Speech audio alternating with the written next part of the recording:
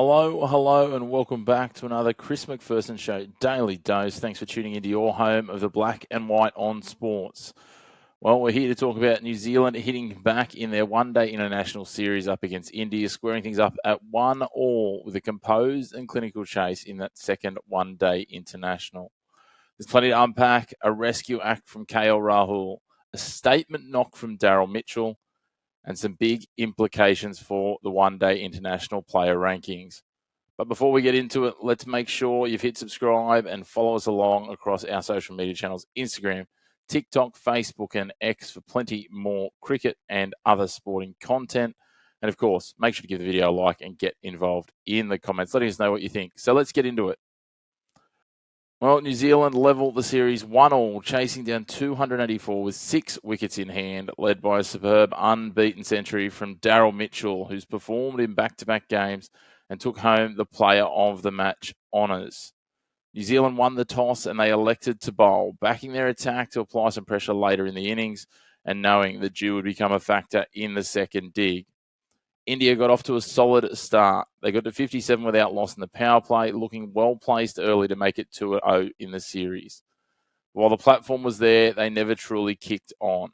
From overs 12 through to 24, the Black Caps pulled the game right back. Wickets fell regularly, and suddenly India were forced into recovery mode. Rohit Sharma, Shubman Gill, Virat Kohli, and Shreyas Iyer all departed in that middle phase as Christian Clark ripped through the top order, finishing with 3 key scalps.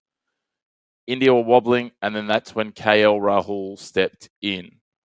Coming to the crease in the 22nd over, Rahul played the long game, calm, calculated, and completely in control.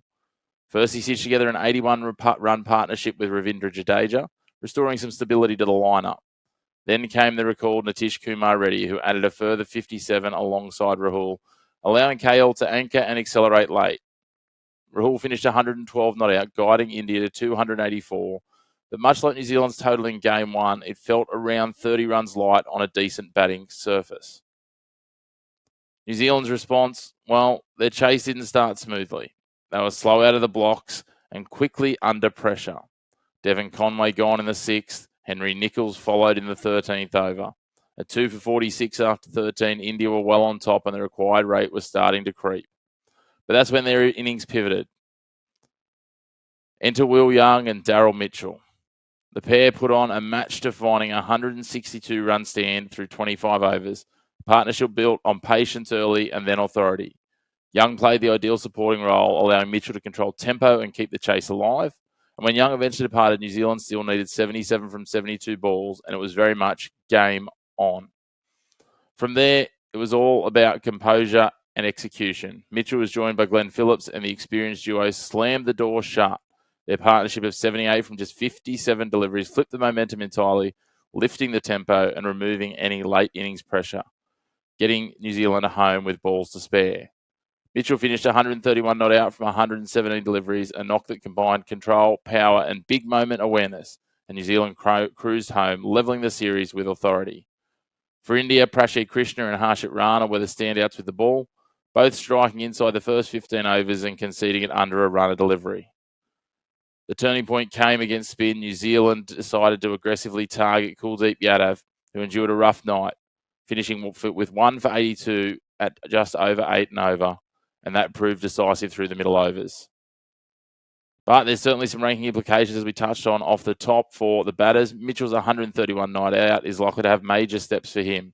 He should jump to world number 1 in the next ICC ODI Batting Rankings if he can continue some form in the third game, after already skipping up to number 2 following the first game.